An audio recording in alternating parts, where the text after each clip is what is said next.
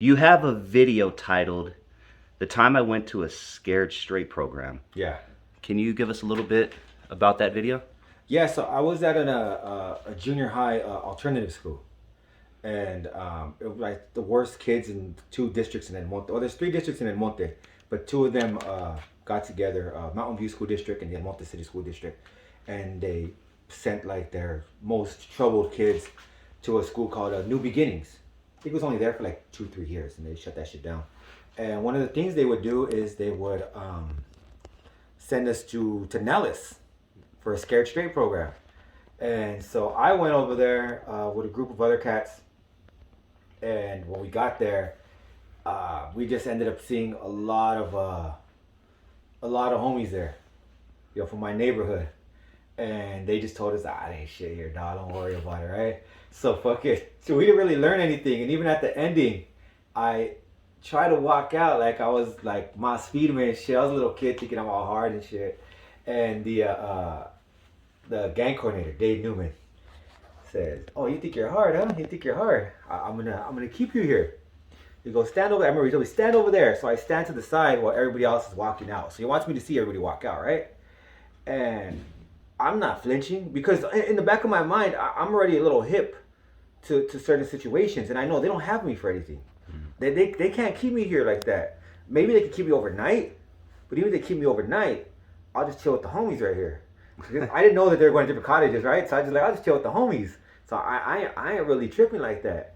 So I was like, whatever, man. Like do what you got to do, because I know you can't keep me here forever. Like I'll chill here, and everybody leaves, and he has me there maybe about 2, 3 minutes.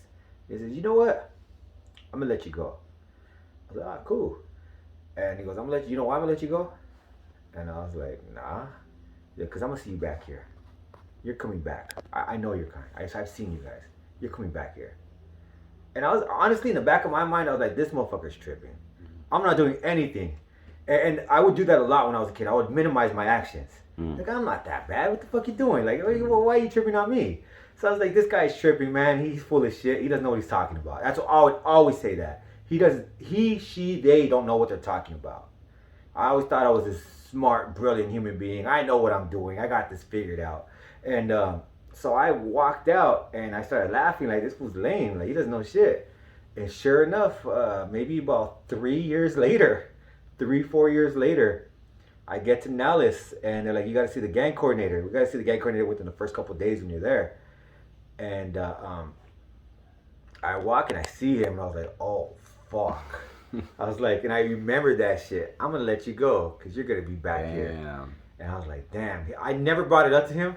Okay. I don't know if he even remembers You're me. probably just another number. Yeah, exactly. Just another kid in the batch.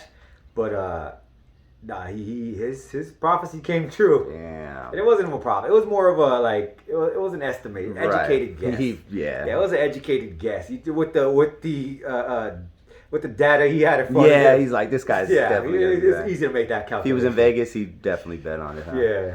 You know, when I was growing up, they played Scared Straight all the time and shit, like on TV or whatever. Motherfucker, you know, the old 70s version. Was it like that, or was it like where they're all up in your face? Nah, I'm telling you, we were in the visiting area in Nellis. Uh-huh. We were in the visiting area, and they wound up, they basically told their stories, and they did try to get crazy with certain people.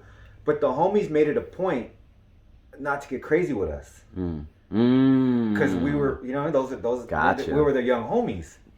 So, and they knew a lot of the girls that were there too. So as they weren't trying to fuck with us, they were fucking with everybody else. And I remember what they would do is they'd be like, "Where are you from?" And somebody would say something, and then they would like stomp to make it seem like that was the disrespect in there, which it wasn't. But that's to them, like, we didn't know anything. So when we said, we're from Monteflores, they didn't do that. Like, nobody did that. You know what I mean? But when other people say it, they would stomp and shit. And it really didn't help because there were too many of my homies right there, especially in that program, and they didn't want to scare us or disrespect us, so they just let us it was just like, we're going to see the homies. What were some of the events that led you to being locked up in CYA? Oh, just dumb shit, man. Dumb shit. And this is so there are a lot of things that people talk about, kids chasing clout and shit like that, right? So, kids have always been stupid. And I know this because I was a stupid ass kid. And I did whatever I could to put myself out there, right? Writing your name on the wall. I let the cops know I'm out here. Look at me, right? I'm writing my names on the wall. I'm trying to do the most I can so people talked about me because I wanted that hood reputation. So I shouldn't say only, but I basically got busted for 3 robberies, right? And they weren't even at the same time. They were at different times. Got me for robbery, they would let me go. They got me for another robbery, let me go. They got me for the last robbery. The last robbery they said was gang related. I also got busted for dissuading a witness. And then after that, they said, fuck it. Like, the stupidest shit I would do is the cops would come, let me take your picture. Right? Like, because they would have to. They pulled us over and they would write these little report things for every interaction they had with us. And they would do that all the time. Everybody sit on the floor, and one by one, come here. You would stand up, take your picture, write everything down. They already knew who we were, so they already had most of that shit written out, right? And they said, let me take your picture. I'd be like, all right. Then I'd be like, and they'd be like, you sure you want to do that? But fuck yeah, I want to do that, homie. Damn. Right? So fucking, like, I'm going to fuck the cops, right? I see where this is going. Yeah. So it's like that. My attitude back then was fuck the cops. I don't give a fuck, right? It's blowing us on mine. And what ends up happening is I didn't get busted for the craziest shit. I wasn't in some kind of crazy ass news reporting fucking crime. It was a lot of smaller crimes, and they hit me with that gang enhancement. Boom, get me with a gang enhancement, and then my public defender, who I thought she did a really good job with the shit case they gave her. Like, honestly, I was fucked from the beginning. She says, my defendant, right, did not commit this crime for a criminal street gang. He committed it for himself, right? And then the DA responds with, everything he does is for the benefit of his gang. Cops that had interactions with me, they showed up to testify. Pictures that I had were shown, like, I guess gang paraphernalia, like the hats, the jackets, all that they took. Boom, and they're like, this kid's a fucking gangster. Like this is what he does. This is his life. We need to get him off the streets. And I was just like, damn, they got me, man. And sure enough, that was it. They hit me with a gang enhancement. And that's what sent me to YA. It was the gang enhancement, just for being a jackass knucklehead.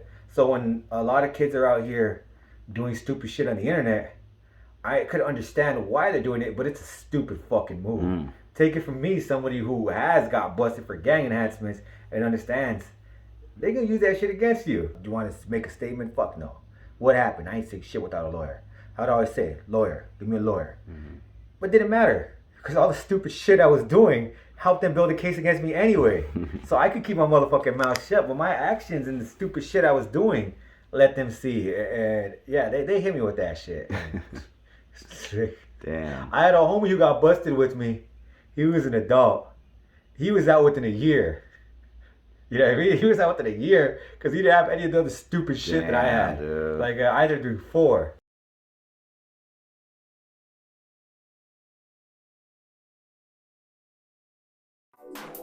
Just give me a little bit of peace. Steady job and some food to eat. Just give me a little bit of peace.